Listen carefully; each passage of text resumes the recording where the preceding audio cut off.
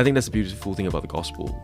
We have a transcendent standard, a transcendent lens by which we can critique what is both good and bad in any given culture. So in our church, we talk about transcultural community, and that every culture is beautiful and broken. Yeah. Right? There's elements of it that reflect the creational goodness. Every human is made in God's image, but then every human is also marred by the fall, and there's also brokenness. There's cultural idolatries. But then at the same time, the gospel of Jesus is what transcends all the cultures and helps us to actually evaluate it for what they are. This is Out of the Margins podcast. The podcast space, especially in the Christian world, is saturated by Western voices. But if we want a diversity of thought to face the future together, we need to step back and hear voices from out of the margins. Here, we will be offering insights from experiences and perspectives from the majority world. My name is Edgar. And I'm Simon. And on each episode, we will be bringing to you our conversations with pastors, leaders, and scholars from the majority world. This podcast is brought to you by Young Langham Australia.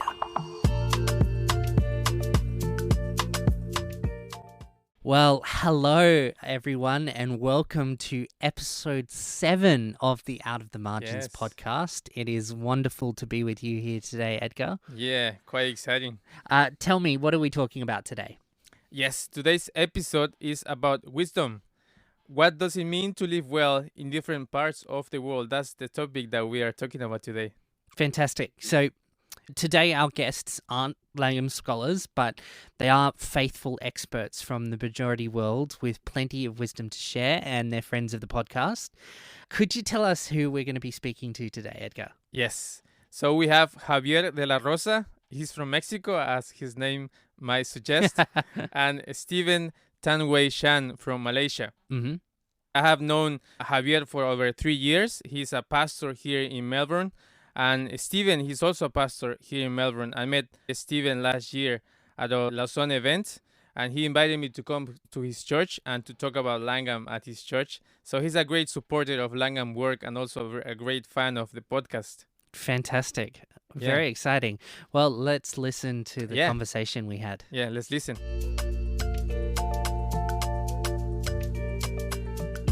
Welcome to another episode of Out of the Margins podcast. Today, what are we talking about, Simon? We are going to be talking about wisdom and wisdom traditions from the majority world. Tell me, who do we have with us today, Edgar? Well, we have Javier from Mexico, and Stephen from Malaysia. Well, why don't you guys introduce yourselves? Well, pleasure to be here. Yeah, my full name is Javier de La Rosa, but friends and family call me Javi. Just like happy. I live in Melbourne. I've been here for the last 15 years. I was born and raised in the beautiful Mexico City. Yes. And I needed to find a place where police wouldn't find me, and I came here. There you Haven't go. found me yet. That What makes better sense. place That than, makes a sense. place surrounded by water, sharks, and no extradition treaty. Yeah. I am just joking. That's the Mexican culture coming through in my in my humor. I know I came here to further my studies 15 years ago, and I decided to stay in this beautiful city. You found a wife as well? Hey, she found me.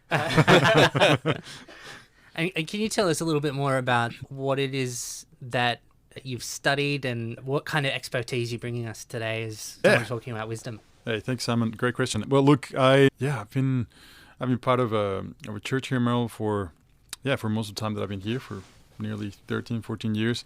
Yeah, I studied at Ridley College, and I also studied at RTC, Reformed Theological College. I recently finalized a project on strategies for leaders on how to navigate some of the challenges of post-Christian culture in which we live. So I'm very passionate about today's culture and how do we intersect and how do we navigate some of the challenges of today. Yeah, so those are some of the things that I'm passionate about. I'm very, very passionate about Jesus and the gospel. Yeah, that's a little bit about myself. Yeah. How about you, Stephen? Yeah, thanks Edgar and Simon for having me. So I was born and raised in Malaysia. I'm the son of a Baptist pastor, now a Baptist pastor as well. but I came to Australia first as a university student, studied at Monash Uni, the largest actually university in terms of number of students in Australia. And now, in God's providence, I'm a pastor to lots of Monash Uni students, come full circle. In between, I married an Aussie wife, Callie, so I'm bound here, I'm stuck here for life. I've got 2 amazing sons, Austin and Kieran, and all 3 are amazing gifts of God to me. But I'm still technically Malaysian. I still hold my Malaysian passport, but I'm very happy to minister here. I planted a church. I pastor a church called Regeneration Church Monash, and that's my main job these days. I also work a day a week for City to City Australia, which is a church planting and church revitalization organization. And so just for the sake of the listeners, if we're talking about voices from the majority world, I'm Malaysian by nationality, but ethnically I'm Chinese. And so then culturally, that means that there's both the Malaysian and the Chinese mix that has shaped and formed me, as well as Australian culture being here. So some of these things will be more Malaysian, some things will be more broadly Chinese, as that will bring up in this podcast. Oh, that's great. That's great. What's the cultural mix like in Malaysia? So Malaysia is predominantly, there's 3 major ethnic groups in Malaysia. 70% Malay, that's the majority group. 20% Chinese. So for me, like my family would have emigrated to Malaysia like 4 generations ago. So it's been there for a while. I've never been to China, actually set foot in China at all. And then 10% would be Indian and others, so to speak, other minorities. So because Malaysian Chinese and Indians have been in Malaysia so long, what happens is then that Malaysian Chinese is almost like its own distinct culture that's different from China. Malaysian Indians have their own distinct culture, and they all kind of feed off each other. So what it means to be Malaysian has elements of both the dominant Malay as well as Chinese and Indian culture all mixed in together, which is what makes it pretty unique, I'd say. Yeah, excellent. Well, if you have listened to other episodes, you know that we start the conversation by talking about how do we drink your tea now, because Javi hasn't listened to the previous episodes. Hello. So no shame, there's no condemnation. There's no condemnation, but I need to explain. But there is condemnation in the podcast. We usually talk about how do we drink our tea, like because people from in different parts of Africa, East Africa, Asia, East Asia, or South Asia, they drink their tea in different ways. Our guests have talked about how they drink their tea, so that's why we start this way, just to have fun. Well, that's a great question. I should have prepared asking my wife. My wife she was raised in Taiwan, and she loves tea. She loves coffee. All that. Even though she grew up in New Zealand, she carries all that beautiful culture of teas and making teas. I myself have an allergy to caffeine. So I stay away from tea. Yeah. Most teas. I don't really drink tea. I don't drink coffee for obvious reasons. But what I do drink, people asked me the other day, I just started a new job at Sierra Hill, and people asked me, hey, so what is your drink of preference? And I felt a little bit ashamed of saying this, but I think I've gained confidence. My favorite milk, my favorite drink is chocolate milk. And so while people have their teas and their coffees, I like to indulge myself in a glass of cold chocolate milk. Like Milo. Milo counts, Chocolate milk. Yeah, I think that's a good answer. You officially have the approval of their podcast, and you're going to be allowed to stay. All right, my turn. Well, I am going to give you a tea answer because I love my tea. Nowadays, every day I drink Dilmah extra strong black tea, no milk, no sugar. It's actually from Sri Lanka. I think it's the best tea brand around. But in Malaysia, that would be a different thing. So in Malaysia, we have our kind of national drink is actually called teh tarik.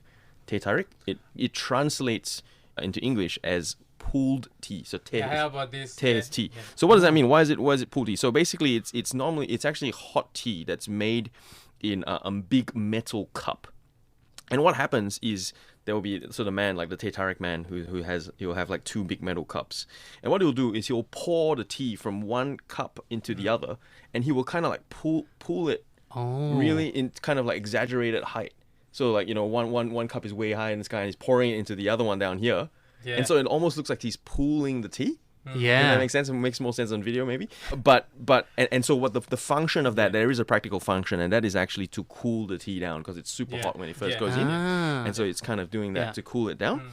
And but then the result of that process is not just for cooling it down. The process, once the tea comes out, it actually has a delicious frothy head to it, kind of like, you imagine like a beer. Yeah. Right. So that's part of the appeal. Like you go in, you see that like luscious head of tea, and then also it's made with condensed milk instead of regular milk. So it's very sweet. So Malaysians have a sweet tooth. Not the healthiest tea, I would say, but hey. The tourists who come to Malaysia love it. My wife loves it, and she's Australian, so Yeah, there you go. it sounds really good. We do that with her in Mexico. I remember doing that. My mom would do that with hot chocolate. Absolutely. I was going to say, I've tasted similar hot chocolate where they would do things like that, and you have like that foamy part of the top, and very good. And now I wish I had brought some hot chocolate for this. Me too. So, on to the topic at hand. I want to sort of broadly bring a concept that I've been mulling over to you regarding wisdom in the West. So I think that the classical Western sort of concept of wisdom was that there was some great and complex and beautiful truth that existed outside or beyond ourselves. Wisdom was part of the fabric of reality, and there were truths and ethics and justice and human relations and success and happiness that could be discovered, that existed somewhere outside of ourselves. I'm thinking like, what's described in Proverbs 8, where wisdom existed before the waters, or the concept of logos and Stoic philosophy. But there's a ton of different sort of Western traditions in which that's the case. But then we've had a bit of a flip in our modern minds, where we've done away with a concept of things outside of ourselves, of the metaphysical, and now we're like very solid materialists. So the concept of one unifying truth is that can be found within creation doesn't really exist anymore. So now truth systems require construction. And I think there's a little bit of talk about, in the West, we think your truth is your truth, my truth is my truth. I think it's maybe a little bit more complicated than that. Instead, we have dozens of these competing frameworks that all crash up against each other. You've got people who believe the world can be best described in terms of systems of oppression or trauma, or the loss of national pride, or an eroding tradition, or 1,000 different other frameworks that we subscribe to that might describe some things really well but don't effectively capture a totality of truth. Now, I think that we've really lost something in losing our wisdom traditions like that. So in that space, old proverbs and traditional sayings and sort of the wisdom of our people gone past and great literature, they don't really have a place in those things because they don't fit within all the frameworks that we live in our society. So I'm wanting to learn more about majority world perspectives on wisdom and cultural proverbs and that sort of thing, because I think that we, as young people in Australia, have a lot to learn that can actually bring us back to that Proverbs 8 concept of the world. So, yeah. Sorry, Simon. It's funny because you introducing the subject, the topic, it sounded so Western. Yeah, exactly. Yeah. That's funny. So, I guess when I think about wisdom, I think about those sayings that I will hear growing up, like things how to choose well basically in life. But how about we start with you, Stephen, on this? Yeah, just one reflection on what Simon said. I do think that by and large, generalization, but I think it's true that majority world cultures tend to think more in concrete relational terms as opposed to abstract terms, and not to say that majority world cultures don't have a philosophical tradition, but I would say the average the average person tends to think not in abstract concepts, but in concrete relational principles or truisms, maybe that they can see how that applies in very real ways in their day-to-day.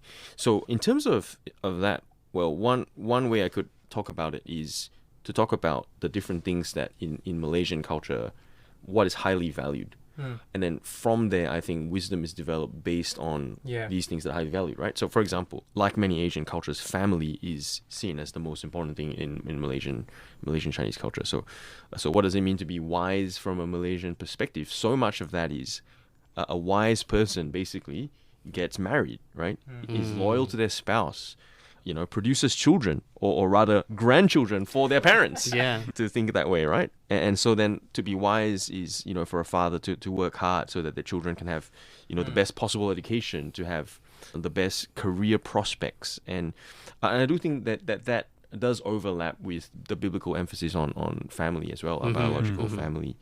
So I think that's one theme. And then so then often wisdom discussion, so to speak, practical wisdom discussion becomes around how can we help our children to have like the best education, etc., etc. So maybe I'll throw two more other themes out there, major themes. One is also related to that is respect for elders. Hugely important in particularly Chinese culture with Confucian sort of heritage, and that includes not just your parents but grandparents, uncles, aunts, anyone who you is older than you, really. So if you go to in Malaysian culture, the children are taught from young to address everyone with an honorific, right? So even though you don't know that person, you see someone older than you on the street, you say, excuse me, uncle, can you show me how to get to this place? Or excuse me, auntie, is there something I can help you? Like you always have a term of respect for those older than you. And I think we see this in the Bible as well. 1 Timothy 5:1 says, do not rebuke an older man harshly, but exhort him as if he were your father. And then the third thing I'll throw in there is one of the most fundamental values in Malaysian Chinese culture is hard work. Just diligence, right? And so in the sense that it's so highly prized that it's almost like it's okay if other people are smarter than you. It's okay if other people are richer than you, right? That's not necessarily your fault. It's often outside your control, but never let anyone outwork you. Don't ever let anyone work harder than you. If that happens, now that's your fault. Okay. Like that's the thing that you're meant to be, like it doesn't matter what situation, you're meant to work hard, right? Even if you're a sweeper or, all the way up to, I don't know, like if you're a lawyer, etc. And we see that, of course, in Proverbs, right? Proverbs 6, go to the ant, you slacker. Right? Observe its ways and become wise. Verse 10, a little sleep, a little slumber, a little folding of the arms to rest, and poverty will come like a robber. Your need like a bandit. So I think as I think about what my Malaysian culture values, you can see some resonance with the Bible. Yeah, really interesting. Wow. I think I could relate to a lot of those cultural aspects of wisdom, of what it means to live well. Just before I touch on that, I really like what you said, Simon. It's interesting how in today's like post-Christian culture, and by post-Christian culture I mean a culture in which the context and the culture in which we live is rejecting or abandoning the traditional Christian and Western values. How in this culture of post-Christianity, moral relativism plays a big part. And what I mean by that is we live at a time where people find it fairly easy to develop or be influenced by cultural factors that influence their moral beliefs. Right? So the things around them, cultural factors, moments, really influence what we think is good, what we think is bad, what we think is wise, what we think is unwise. And I think on that note, particularly on the Mexican culture that I come from, there are certain ingrained views about what it is to live well, and certain ingrained views about what it is to live bad. I can certainly relate to some of the things that Stephen said. In the Mexican culture, the view of social connection is one that has very high value.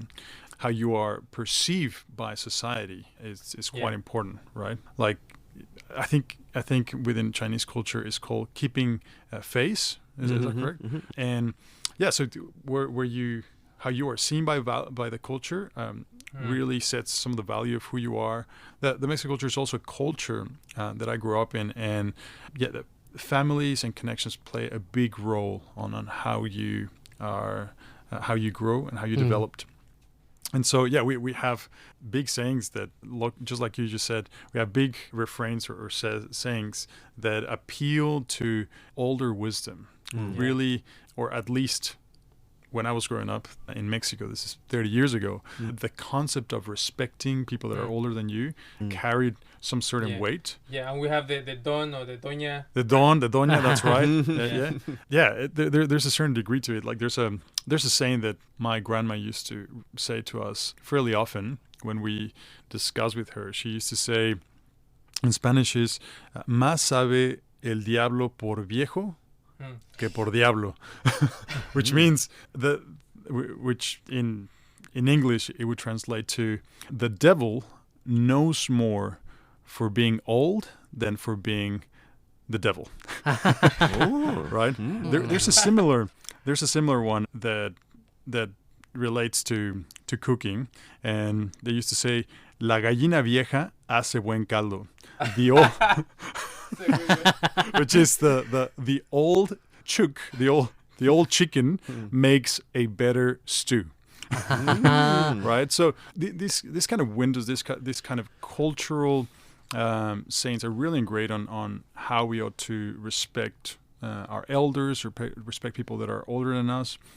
But there are also other complexities around these sayings that start to paint a picture on how we see things around us, about our worldview.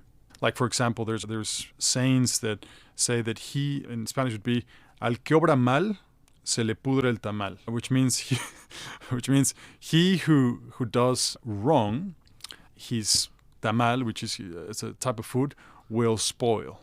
Right? So things like this reveal within the culture a thought that if you do something wrong, then those consequences will spread around you. Which, as we can see, that really relates a lot to our Christian culture of understanding that sin has not just eternal consequences, but also immediate consequences in how we live. These are some of the nuances. I think that's a really great point, because I think just as I'm listening to you and I'm being exposed to the Mexican proverbs and sayings, the similarity, just on your earlier point, Simon, about relativism, moral relativism just not going to fly in some of these cultures. Sure. Like, you're trying to tell them, like, right, it's up to you to make up, your own truth of what is right and what is wrong.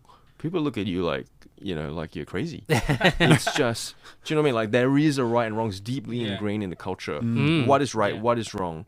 And so it's more than just there is a right and wrong. Even like what is right, what is wrong is also quite ingrained. I wanted to touch, like, when you mentioned about the importance of family, and something that came to my mind, like in Mexico, like the fact that you are as a son, in my case, yes, I'm expected to take care of my family, my wife and my kids, but also of my parents. Yes, my parents in Mexico, it is this unwritten law that if my parents need anything, I need to be able to send them money without them having to ask me directly. Or either because they ask, or because I know they need something. I just need to be able to send them money, and that's expected. And that speaks of a son that he takes care of their parents. That this guy is doing well in life. That's really 100%. interesting, because one of the things I've been mulling over about, one of the many frameworks that we in the West tend to use to sort of cover over the gap that it exists in our lack of a wisdom tradition, is like therapy language. That we use like therapy language a lot in the in the concept of how to live well and how to to be a good and successful person. That's about having a healthy mind, which some of that's good, but some of that, some of that ends in you going no contact with your family, because these are therapy words of like labeling a relationship as toxic or abusive. It starts with the individual, doesn't it? Yeah. Like Yeah. it's very individualized in its conception of the wise, the right, the good, Yeah. and the beautiful. Yeah, I think that's true. That the therapeutic has taken somewhat the place of wisdom in the culture. That's a really good insight. Yeah. Yeah. And so I think, like, not to say that therapy can't be important, but think about that. Think about the fact that we started to use language that would only be used in therapy in our everyday life, and we just label all sorts of things as abusive or toxic or We've lens for everything almost. and I think that's a dangerous step when we do that, and I think that we're trying to replace wisdom.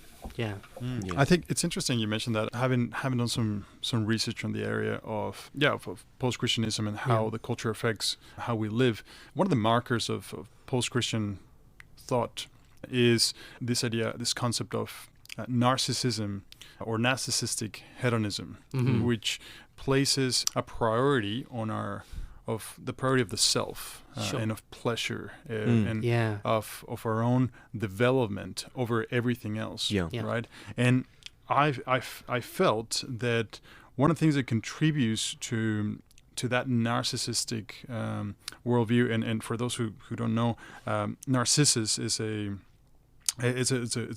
Greek story about this person who saw his reflection on the water and became so in love with his own reflection that just forgot around the world around him, right? And so I've noticed that this language that you're speaking about in this contemporary society, there's a growing emphasis on this sort of like individual therapy. Individual well-being, individual health, individual security, and this often replaces a need for, or comes at the expense of relationships. It comes at the expense of relationship with family, with those around us, and more so often in Christianity, it comes at the expense of our faith. Right? We think that pursuing our own desires takes priority over our relationship with God. Yeah. I think that. Well, I want to touch also on money, because if in an individualistic society, managing well your money means accumulating personal wealth. But you guys think that in societies like in Mexico or in Malaysia, how is that different? Like in terms of money. Like how you spend your money, how you manage your money. Yeah. I think in Malaysia, there's Malaysian Chinese in particular, I would say, there is a huge emphasis on wealth. It to me, I think it's actually idolatrous. So I wouldn't actually use, and I think that's the beautiful thing about the gospel. We have a transcendent standard, a transcendent lens by which we can critique what is both good and bad in any given culture. So in our church, we talk about transcultural community, and that every culture is beautiful and broken. Right? There's elements of it that reflect the creational goodness. Every human is made in God's image, but then every human is also marred by the fall, and there's also brokenness. There's cultural idolatries. But then at the same time, the gospel of Jesus is what transcends all the cultures and helps us to actually evaluate it for what they are. So in terms of Chinese, I think there's a huge emphasis on wealth. So the way that's beautiful in a sense is that I think when someone becomes a Christian in Malaysia, they often become very generous with their wealth because there's such an emphasis on wealth accumulation that it's like, okay, well, my contribution to the church is if I've made a lot of money in my business, I need to make sure I'm generous to support missionaries, to support pastors, etc., to support like church building fund, whatever the case may be.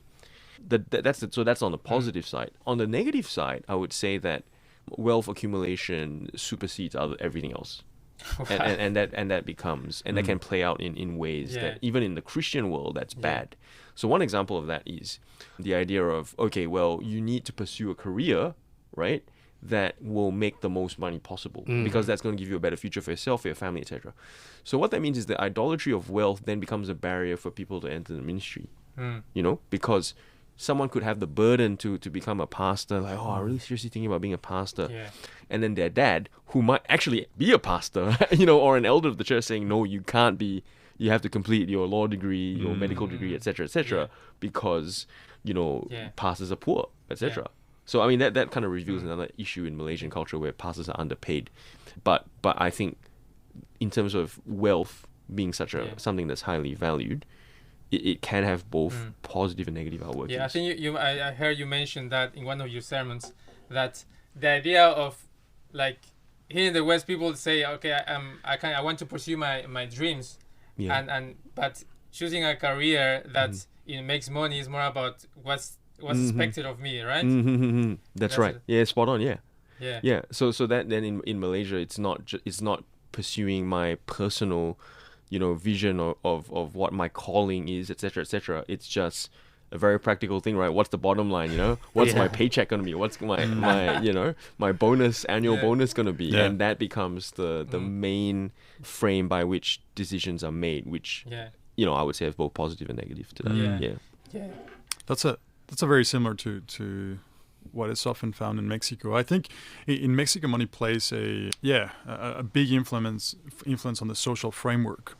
A majority of the people in Mexico live in poverty or live with a basic needs met. And although that gap has been reduced over the last couple of decades, this has certainly influenced the way in which we tie money to success. So it would really influence the culture that having money means that you are successful, that you are doing well for yourself. And so because of that, the culture wouldn't necessarily say, go study so that you would be successful and you would well. It's more of a basic need to say, just get money however you want. However you can, man. However possible, you need to get your hands on it because that is life. Like we almost equate like having money to having life. If you have money, you can have tacos. No money, no tacos, right? That's also something I was thinking. Mexican, I think the majority of Mexicans, we had no clue how to manage our money. Exactly, man, because absolutely. And that's another thing. Like we see money as the means for things, right? And so it's very common in Mexican culture to if you have money, well, man, you're the one who's going to pay the drinks. You're the one who's going to pay the party. It's a means to something else. However, I think it does not, or it neglects the price of money neglects often how we get there. That means it doesn't matter if you step over relationships, if you step over people, it doesn't matter if you steal or if you do something that is corrupt, as long as you get the money, because the money will bring goodness, not just for you, but for people around you. So we often justify how we get the money because of what it could bring to others around us. I would say that's similar in Malaysia as well. Like because money is such an idol, the what would we call considered ethical from a Western standard does not apply in Malaysia. Like ethics are much more fluid or bendable, you know, and even in the church, even like some of these things hasn't been shaped by the gospel. And I give you another picture of how much money is valued and wealth in the Chinese culture. So recently we just had Chinese New Year, Lunar New Year. Right? So you know, on one hand you wish everyone, you say in Mandarin you say 新年快乐, which is Happy New Year. But that's not actually the most common saying. The most common saying is 恭喜发财. And what that means, literally translation, is may you get rich. or and then I'm expecting you to say that to me, right? Like may you get rich, may we all get rich. Like that's literally, so it's very ostentatious with its kind of desire for more wealth in a way that would be very distasteful for any Westerner, really, to be that brazen about, hey, I want to get rich, that's my goal in life.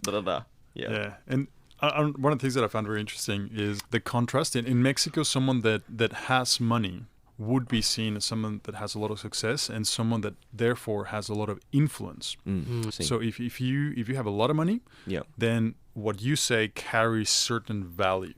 Carries certain weight. And I saw that in Mexico, but I think here in Australia, that is not always the case. It is in some circles, but one of the things that that I have noticed is here in Australia, we actually live in a very wealthy nation. And by that, what I mean is I think the difference between the person that earns the most and earns the least is the shortest or the smallest in the world, if I'm not mistaken. And I think what that does is it puts certain value on as an influencer around other things. So what I mean by that is influencers are not necessarily those that are the richest here in Australia, but perhaps those who have the most followers, or those who seem to be living the healthiest life, or the best, the dream life, right? Like I almost call it the Australian dream.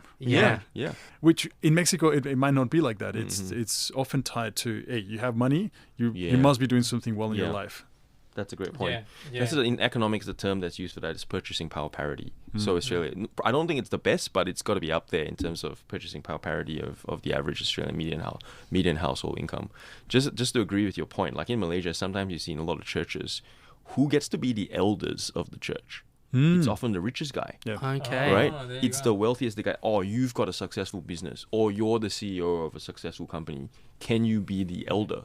They may not actually be the most spiritually mature, but that's a recipe of disaster. That's another bad outworking of wealth. Yeah. You want to say something? Yeah, I was going to say, it's very interesting that you mentioned that. One of the reasons why I think the gospel brings so much freedom in Mexico is because when you come to understand your value as an individual is not tied to how much money you have in your bank account. It really frees you up to realize that your identity is found in the fact that the God that created the heavens and the earth died for you. And that richness really brings restoration, not just in the individual person and identity, but in how people manage their wealth in Mexico. And I think that that's a powerful thing that the gospel does. It really permeates into cultural aspects like how we view money.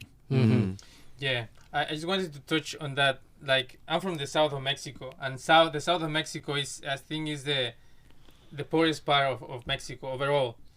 And I was just thinking what you were saying, how the influence that someone who gets money has in Mexico compared to Australia. Because I think Australia is very egalitarian society, right? And even if you are a carpenter of a car mechanic, you get good money. I mean, enough money to get by, and even to buy a house or buy a car or whatever.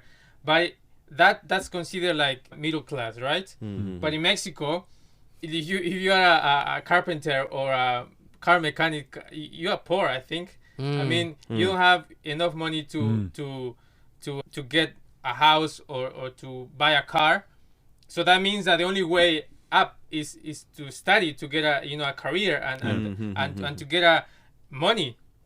So I think that's how I see it. Like, those who are able to get to the top and able to get the money, these guys are wise. We need to follow these guys, listen to these guys. I think that has to do with that, because in that society where not everyone has like equal wealth, well, the ones who have wealth, I think, and that's in line, I think, with Proverbs, for example. Yeah, there's a proverb, and it just came to mind. In Mexico, we say, "Con dinero baila el perro," which means that, like, it translates something along the lines of even dogs dance with money.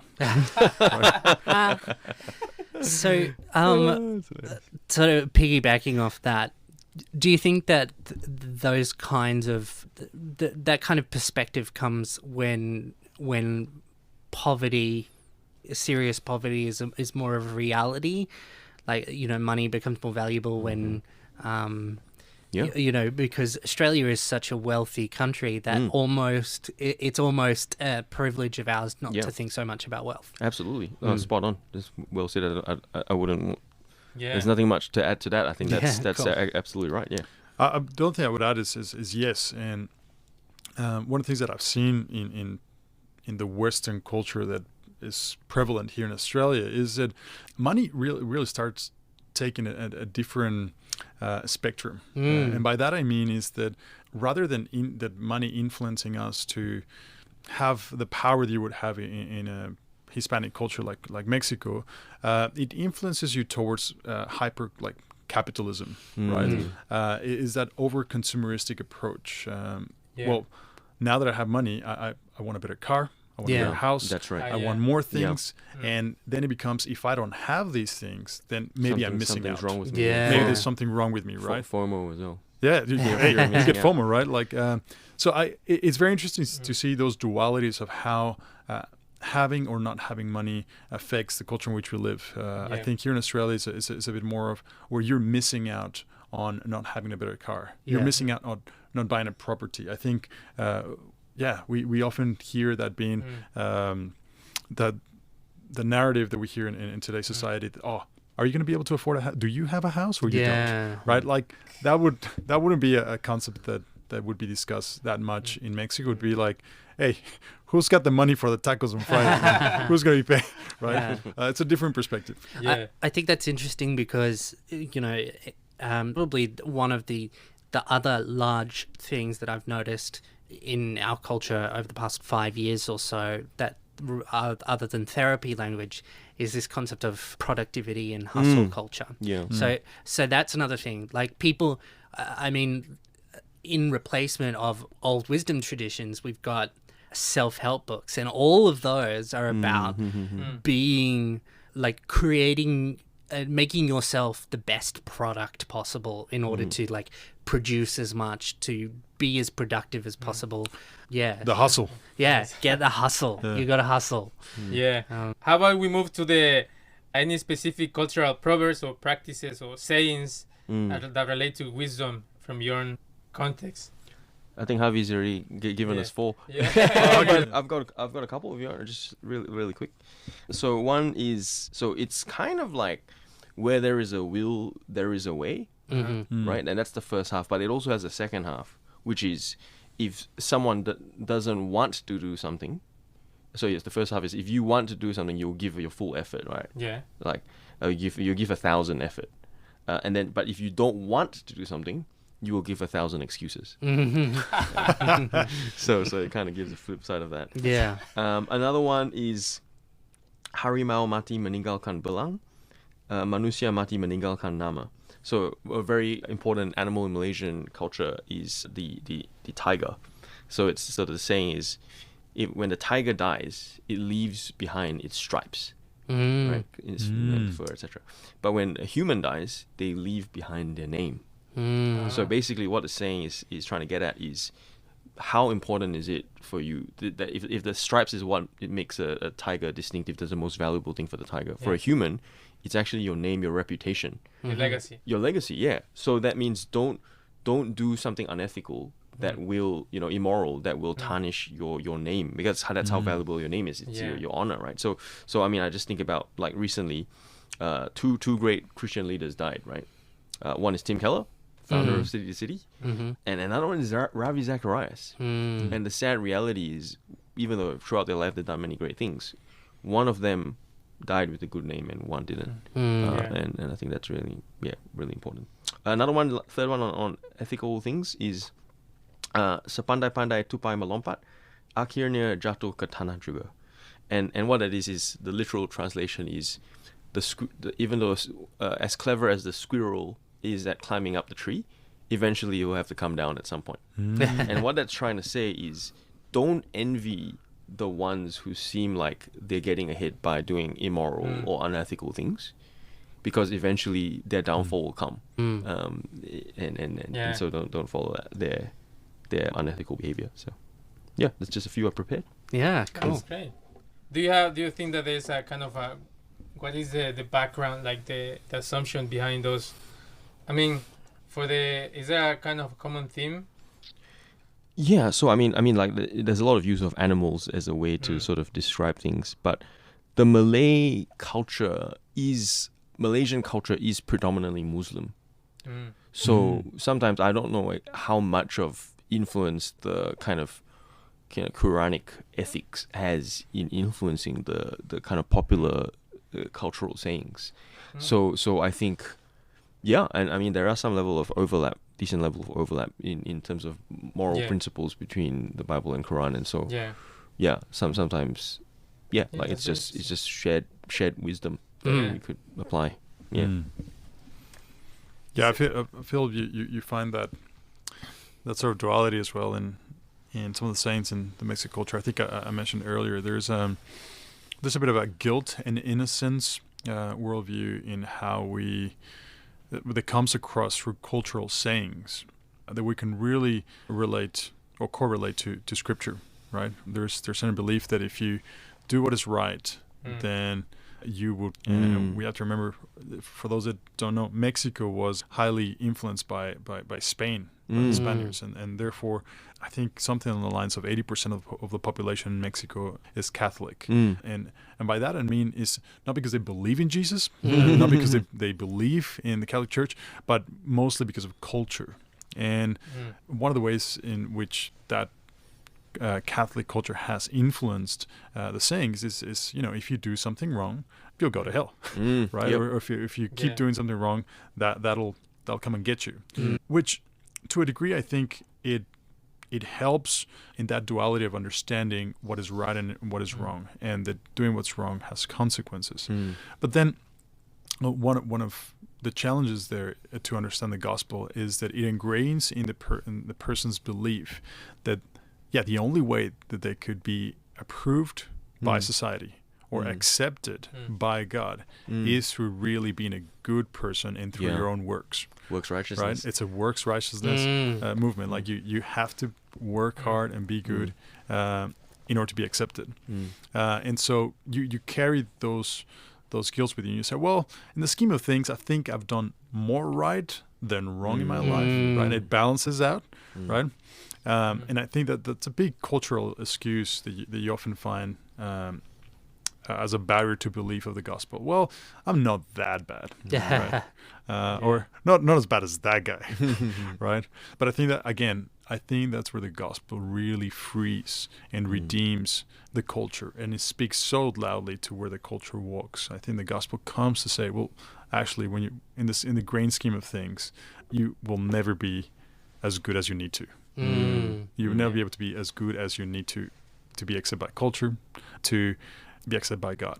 And so that's where the message that Jesus has come to die, to pay for your sins, past, future, and present, really brings through a change of mindsets that said, maybe I don't have to be good to be accepted. Now that I have Jesus, I get to be good, right? And I think I've seen that in the Mexican culture and the impact that understanding really brings to the regeneration of the person and of that community. Do you have any sayings in it? Yeah, there's one that I really like. My mom used to say this to me and my cousins. My grandma used to say this to us, and this was for us to take responsibility for what we did. In Spanish is tanto peca el que mata la vaca como el que le agarra la pata. That's always the preemptive laughter from the Spanish speaker. Which means who kills a cow sins as much as he who grabs its leg. So, sayings like this bring about, well, first it directly introduces the word sin into the saying, right? And it also brings about that responsibility. It's not as much as you were the one who killed him or to kill a cow, but you also had an argument to play on it.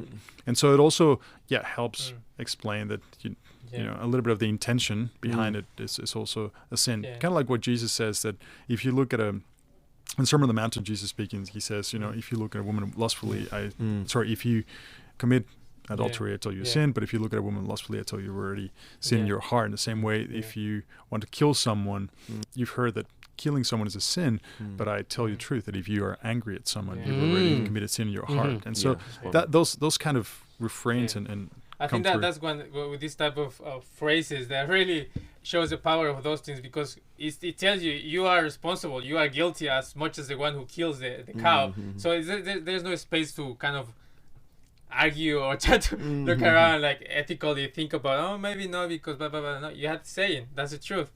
There's no way out. Absolutely. And there's another one that speaks about the consequences as well. This is again, my grandma was so wise. She would tell us all these when we were kids. Guajolote que se sale del corral termina en el mole. or she used to say, o termina en el comal, which means a rooster that lives its enclosure will end up in the pot. And so I think that was another one that paints a picture. Look, if you do something wrong in life, you're going to be cooked. You're going to end up in hell. That's great. I have a couple of other Mexican ones. I have one that says, matrimonio y mortaja del cielo baja. Yeah, which translates to marriage and the grave. They both come from heaven. So there is not much of... It's the idea of that they will come to you. God will send them to you. There's no... You don't have much control over it. Interesting. And so you just... Yeah, it will come to you. Don't worry about it. Yeah, there's I think that this undergrained belief also in the Mexican culture, where destiny plays a big role.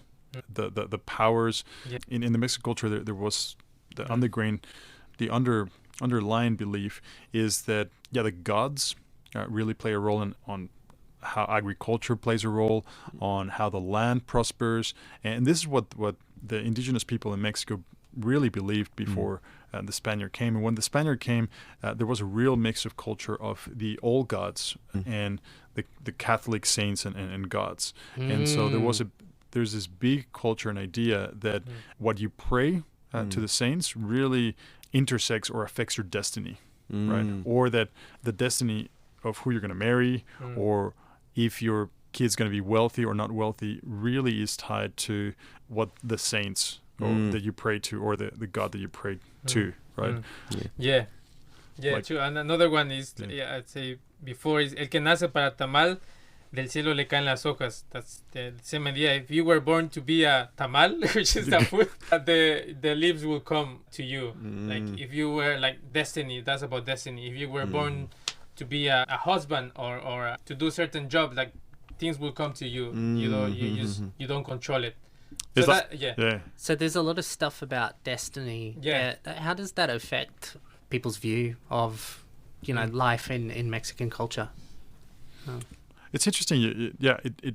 One of the ways in which it affects it is that people often tie success to, they were destined to be in that position, right? And that also affects the other part. They will say, well, if I'm poor, if I'm suffering, is because I'm destined to be in this position, right? And so it doesn't matter how hard I work to get out of here. That's how I was destined, right? And so the only way for me to really get out of here is to appeal to a higher power, right? There's this sounds familiar. Sounds familiar. Yeah, which that's it can be a sort of to how you call it. It can be good and bad, because the good thing is that you acknowledge that you're just a human and God is above you. But the negative side is that you actually don't put from your side to I don't know to try to do better in life or whatever. Yeah, so that's kind of that in those two extremes. You can go more towards the blaming.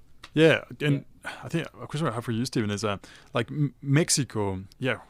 However you look at it, the culture is a theistic culture.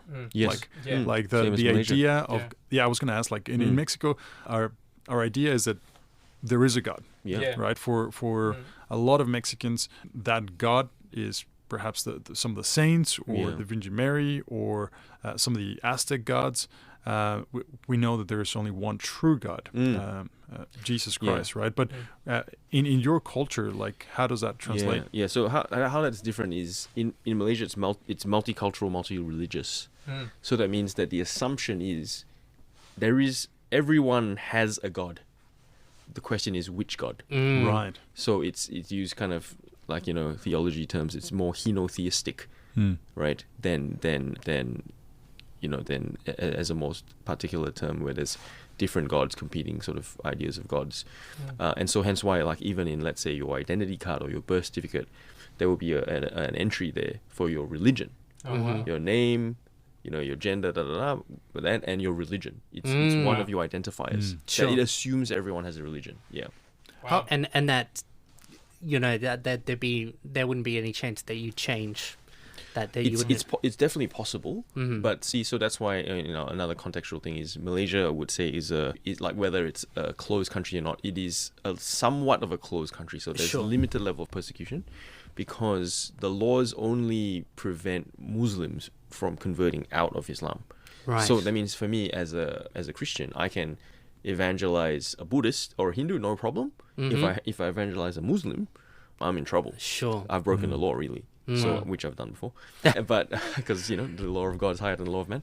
But very famous now. This is a serious thing. Like there's a very famous case of a pastor that, when I was a young boy, he actually drove me to school for a year. So he was mates with my dad because my dad's a pastor as well, and we believe that he was assassinated for being too good at being an evangelist to Muslims. Yeah, sure. So it's a real thing. But yeah, just to answer that question, it's a multi-religious context. Yeah. So what this really brings to mind for me is, I think, strangely, is the Moses' father, Jethro, as he comes into the congregation of Israel. He's a Midianite, and yet he brings Moses this the rule for this judgment system that they have. He brings wisdom. Yeah. So it's like wisdom comes from the nation. Like there's an affirmation that there can be wisdom found everywhere. Truth comes ultimately through Jesus Christ, but we can learn important things from every culture. And so I think that affirms for us that some of these things are really great. We need to sort of couch that in the truth of the gospel, but to hear wisdom from all of these different perspectives is really going to help us to sort of live wisely in our lives. Yeah.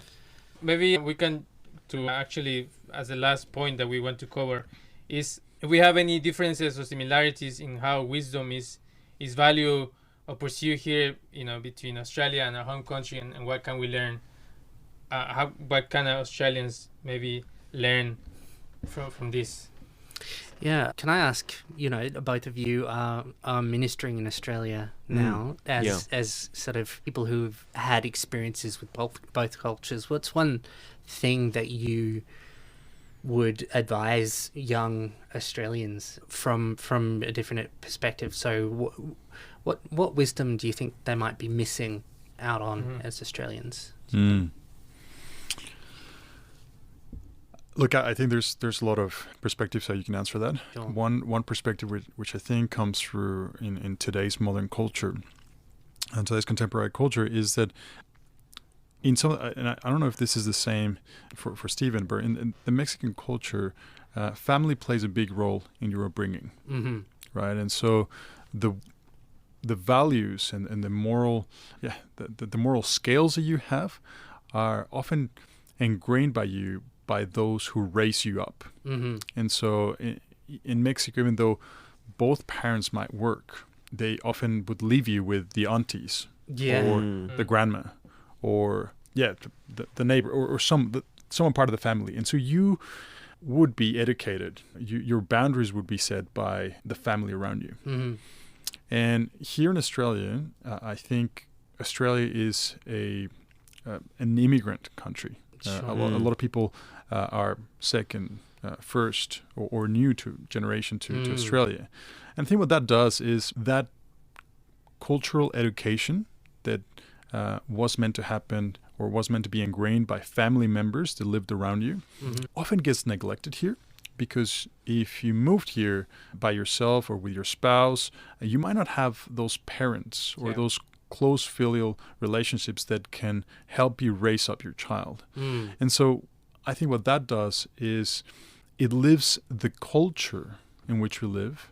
It lives, just an example, it lives the daycare or it lives the school or it lives what you watch on social media or what you watch on TV to really set the moral standards for people here. And so I think as someone that want to speak, some of the ones who wants to speak the truth of Christ into these people's lives, if they happen to be new to Australia or haven't been here for long, you would have to find it'd be difficult for you to find common ground on values. And so again, that's where speaking about some of the values of today really comes to shine. And speaking about, what does Scripture and Jesus speak about equality, right? What does Jesus and Scripture speak about freedom? What does Scripture and Jesus speak about fairness, about justice, about human rights? These are some of the concepts that permeate our culture, and then people often append their values and the moral rights to. That's some of what I found, but I'd love to hear what you think, Steve. Yeah. Look, I might actually give a personal example, because I think that was one of the other questions you asked me, Edgar. Like, can you share a personal experience where you had to rely on your cultural wisdom in a challenging situation? So I'll share from my experience here in Australia. So, I've planted a church, I've trained church planters, but I would say the hardest thing I've done is actually navigating a church merger, which is what I've done as well. So at that stage, we were a young, vibrant church plant, growing young people, merging with a small church, which was older, and then there was a pastor there who was, on the path to retirement.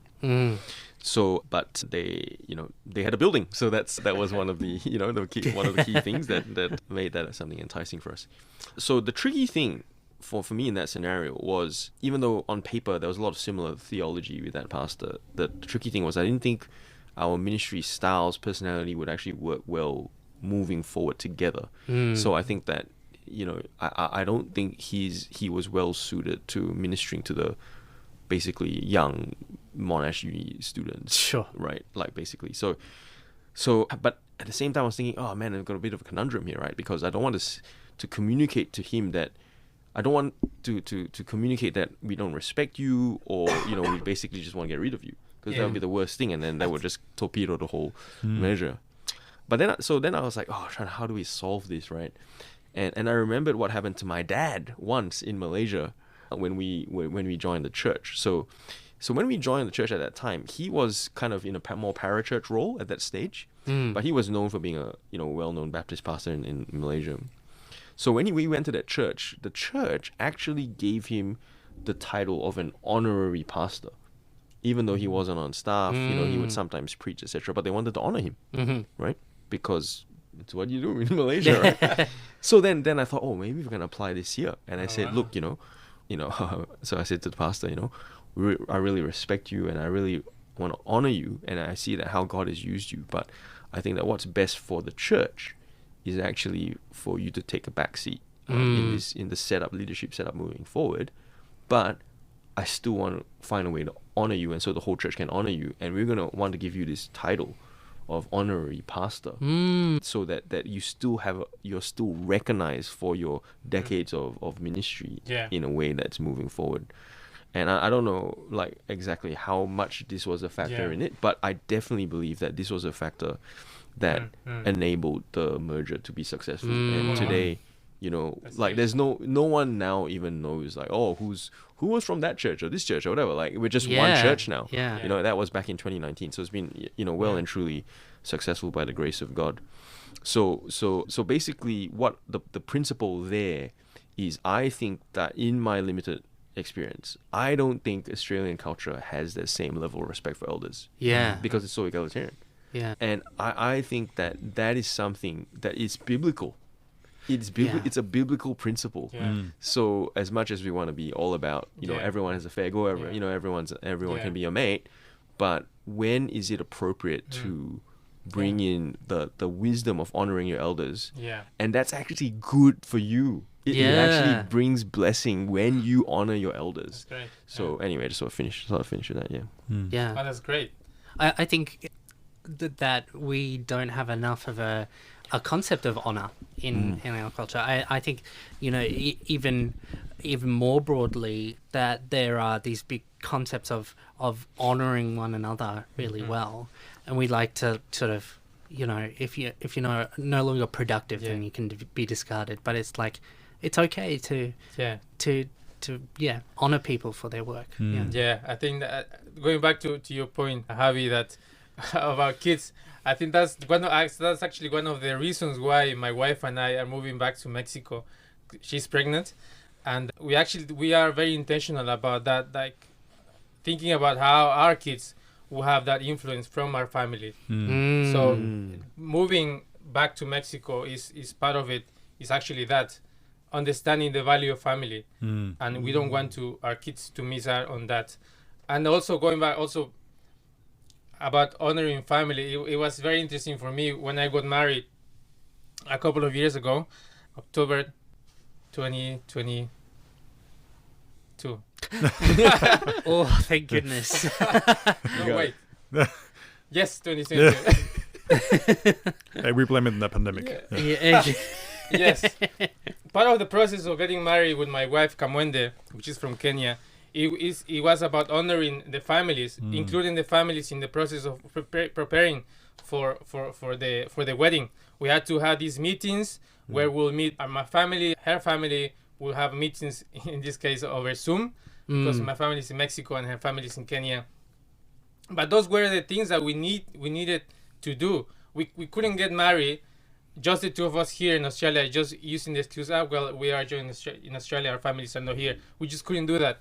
We had to find a way to honor our families and to include them in the process of how to for the wedding, how they can be part of it, how can they be honored, and that's a huge thing. That's the key question. How can they be honored? That's how we pretty much went about deciding how to do stuff during the wedding, because our families they were delighted, and my mother-in-laws love me because of that as well. Hey, brings blessing. Yeah, that's good. Cultural savvy. Yeah, I also Cultural intelligence. The dowry was part of it as well. Negotiating the dowry with the family, Kamone's family as well. That was part of honoring her family. So I think that's something that I was very grateful for. Yeah. Okay, fantastic. Thank you so much for bringing your wisdom to us today. That's been fantastic. Yeah, that was great. I could, probably not sit on these uncomfortable seats for much longer, but I could continue this conversation for the rest of the day if we had the time. So it was Thank you, guys. really fantastic. Thanks for Such having a us. blessing. Yeah. Thank you. No, it's a pleasure to be here.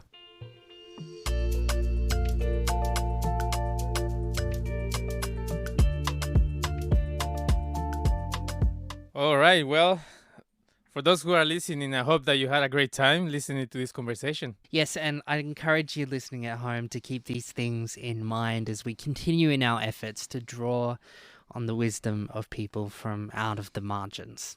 So it is clear that wise voices from the nations offer something powerful and precious to us as Christians in the West. And the good work of Langham Partnership helps to sharpen, raise up, and amplify wisdom from the majority world. But our work only happens through the support of donors who lend their resource to our valuable work. Without you, the work can't continue. So we ask you to prayerfully consider making a donation of any amount at au.langham.org/donate.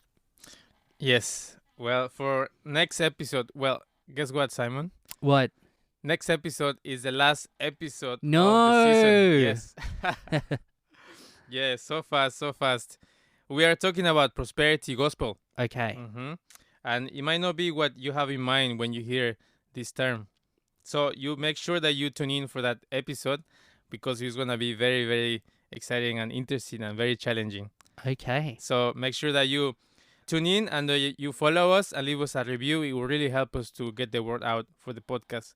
Thank you, Simon. Fantastic. Thanks, Edgar. See you next time. Bye.